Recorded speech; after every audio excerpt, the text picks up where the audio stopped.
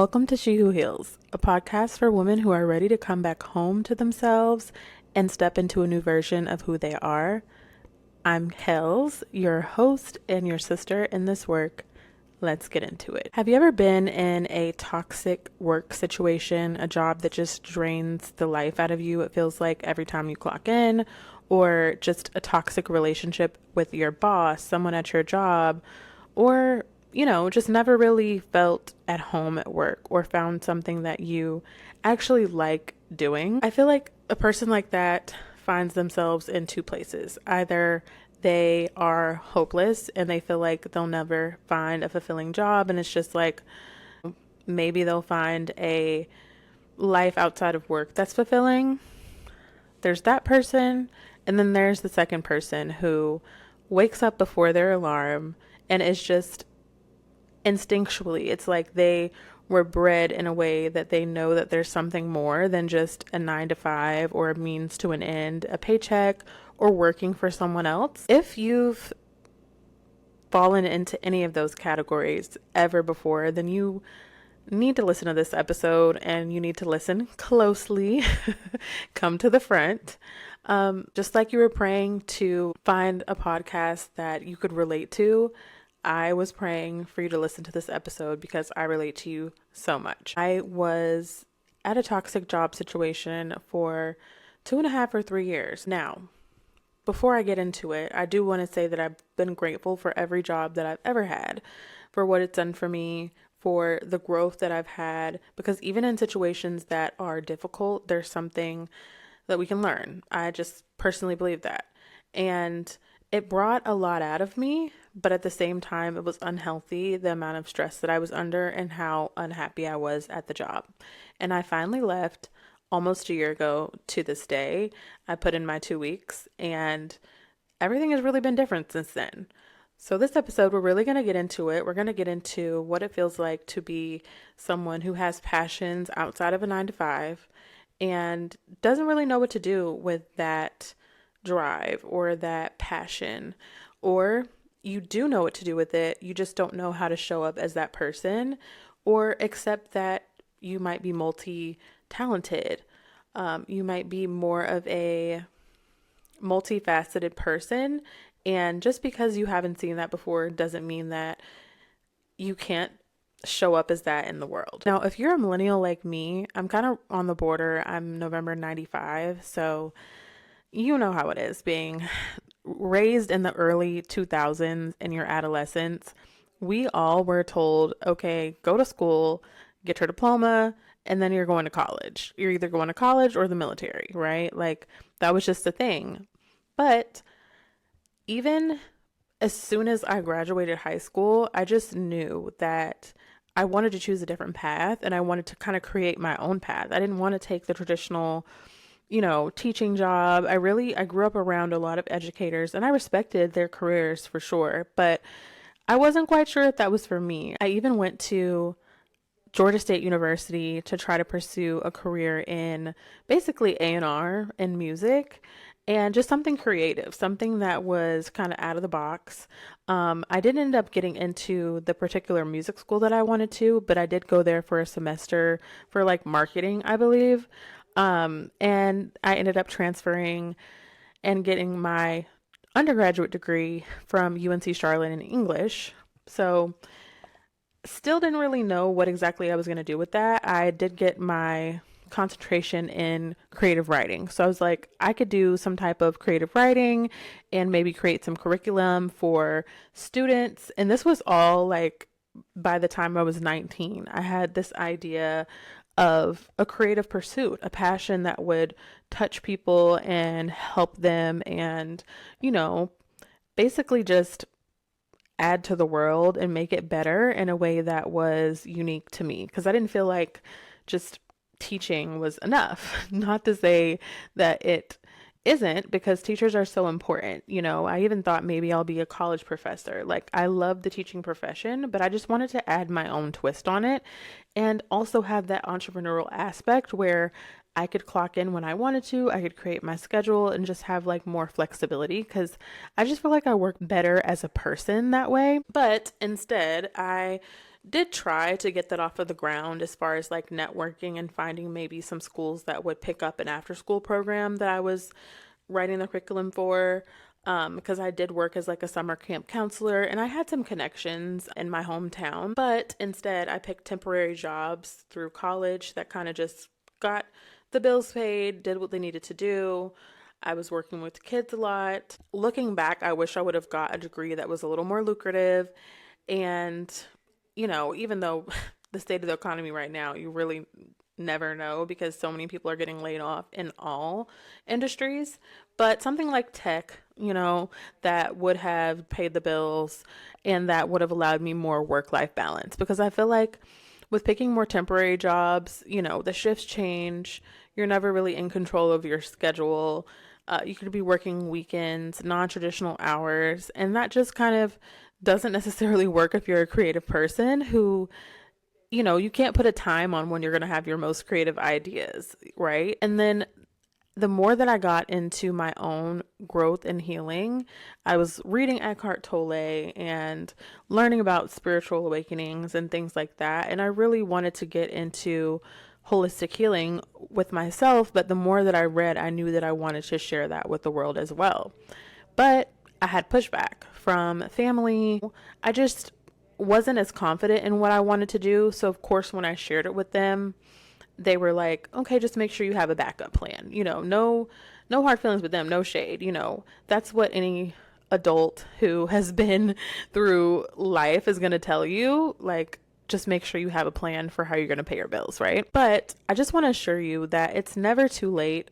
You're on the right path, no matter what detour you feel like you're taking from what your heart is telling you to do, right? Whether you're ready to take that leap and not only have a 9 to 5, but build your passions on the side, or if you've already built your passions and you're ready to leave your 9 to 5, you're right on time and don't let anyone tell you that you're not. You know how they say, like, there's no traffic in your own lane? There's literally no rush, girl. Okay? So I just want you to know that. And especially when you're building something that's passion based, it's not like it's a hustle culture. This is not just like, oh, I'm going to, do someone's taxes and just make as much money as I can as a side hustle.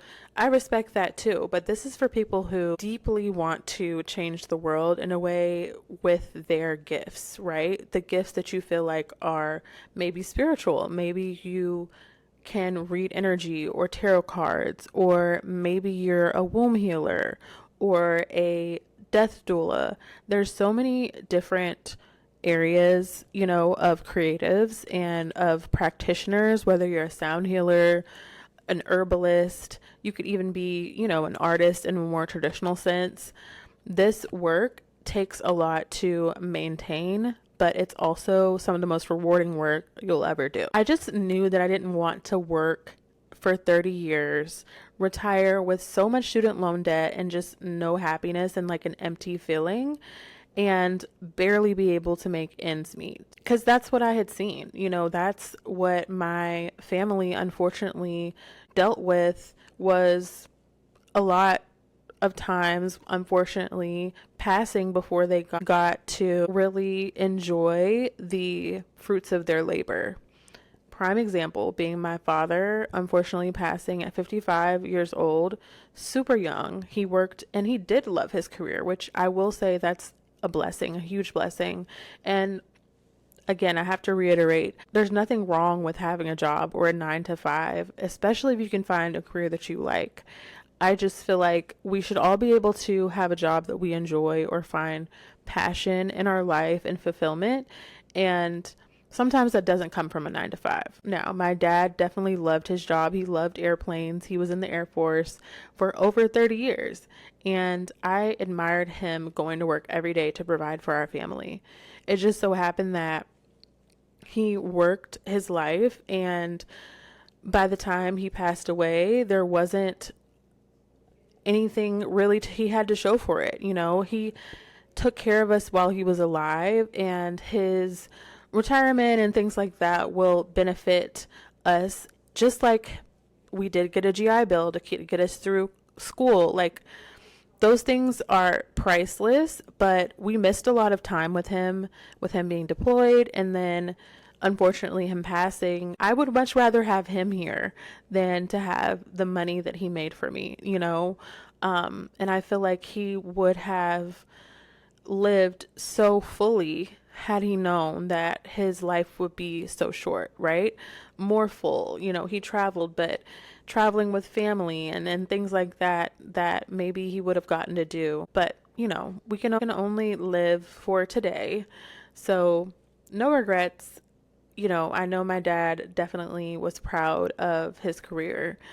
And I want to have that same thing. I know that if you're listening to this, you do too. I really desire and thrive for legacy, something that outlives me and my name when I'm no longer here. Legacy to me is memories, is knowledge, is that wisdom that I can pass down to the girls that will come after me. I just dream of being able to do that and being a grandma one day and my grandkids coming to me for questions just like I do my grandma now, you know? And I understand the family members who told me to have a backup plan, but I just refuse to shrink myself, who I am, what I feel like the calling is on my life in order to fit in or just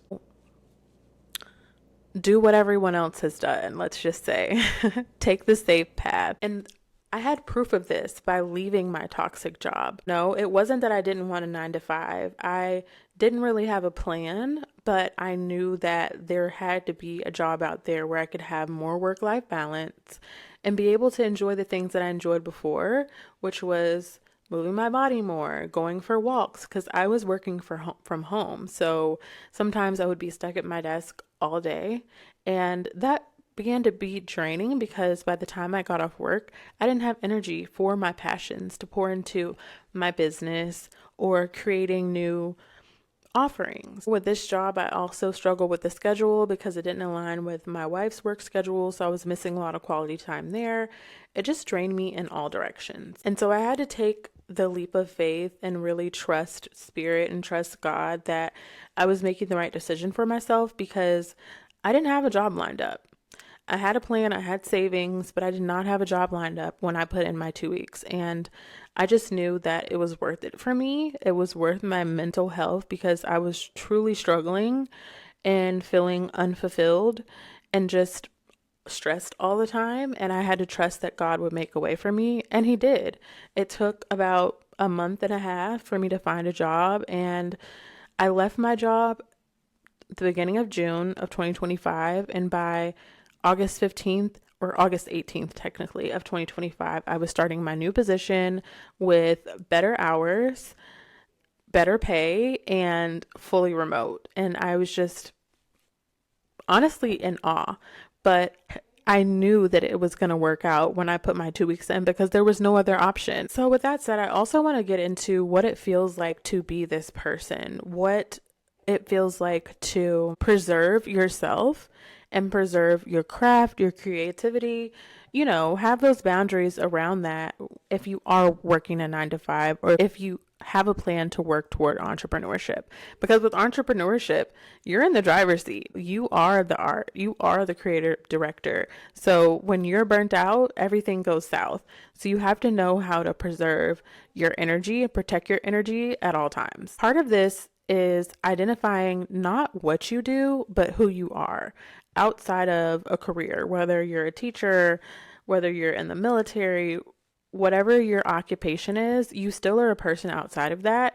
You still have things that you like to do that you might not even remember from childhood. And that's why I call on you to start to think about those things if you're someone who's just starting to explore. For me, I'm a spiritual being. I am a wanderer, you know, I am an explorer. I am gonna go beyond the surface and explore what I can do. I've tried crochet. Even as a kid, I tried so many different sports. Like I played soccer for like a couple years. I was on the swim team. I did cheerleading competitively. I danced competitively, but I was going to have passion no matter what I was doing. I love stretching. I consider myself a yogi. I love singing in the shower. I love going to chill with the elders in my family, my grandparents, calling them on the phone.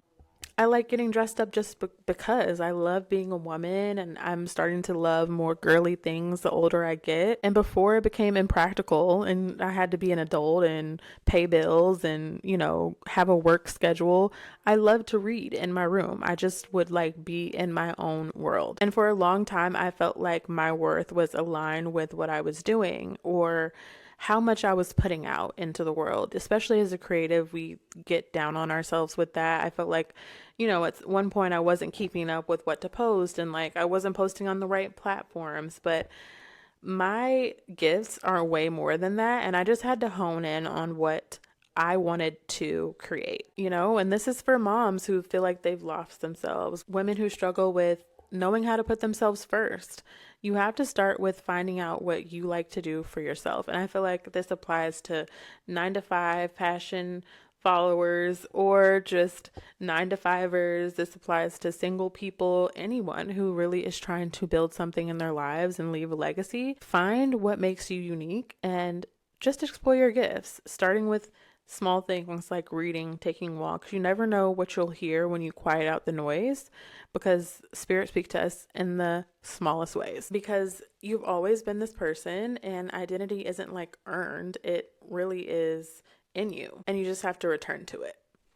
So how do you balance both? How do you do both? What's the real on that? Because I've been doing it for almost 10 years. I feel like 2017, 2018, I really started taking my passions seriously. By 2020, I had started my LLC. So I've been in the game of creating and sharing on these platforms for a long time, trying to build an audience authentically. And I really feel like there's no 5-step plan. Okay. Sometimes I would feel like, let me go see what this person that I follow that I'm inspired by did. Let's see what offerings they have, or what schooling they went to. And all that's fine. I love that I went to International Institute of Nutrition and got my holistic wellness coach certification. All that's fine. But just because building a clientele through word of mouth or on Instagram may have worked for my favorite influencer or coach doesn't mean that it would work that way for me. So all that I've really been leaning on is my routine.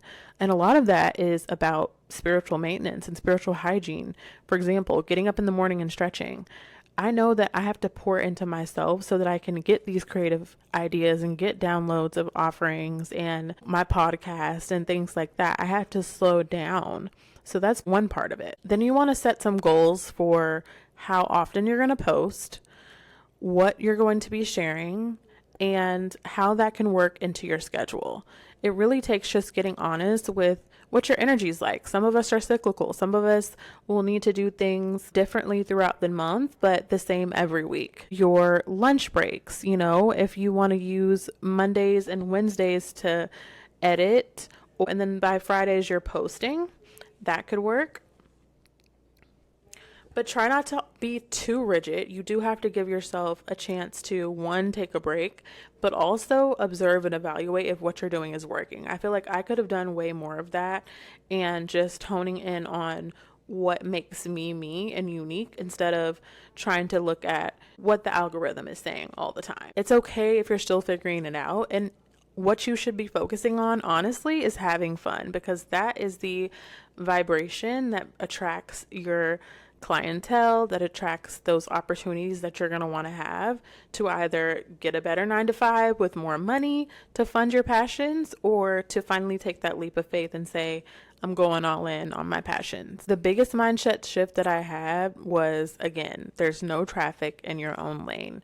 Just tunnel vision of what you want instead of always looking over at the next person and comparing, because that is the thief of your joy and your focus. I also had to stop over consuming other people's content and set boundaries around that, because I was thinking too much about being perfect, like I saw other people or thought they were, and not enough on what I had to share. And then I just had to release that limiting belief. Like, you can have a 9 to 5 and have something that you want to share with the world as well outside of your career. You can have a 9 to 5 and build something that's going to last, build a legacy for you and your family.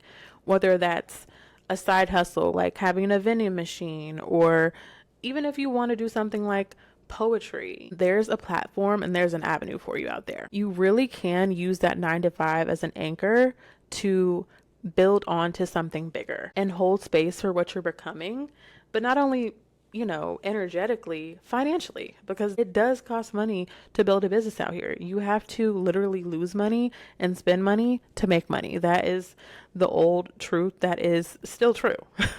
But use those in between moments to do your brain dumps. If it's in the school parking lot while you're waiting to pick your kids up, jot down on your notes any ideas that you get, any downloads, anything that you feel inspired to do. And just don't take no for an answer. Make that space for yourself, whatever it takes.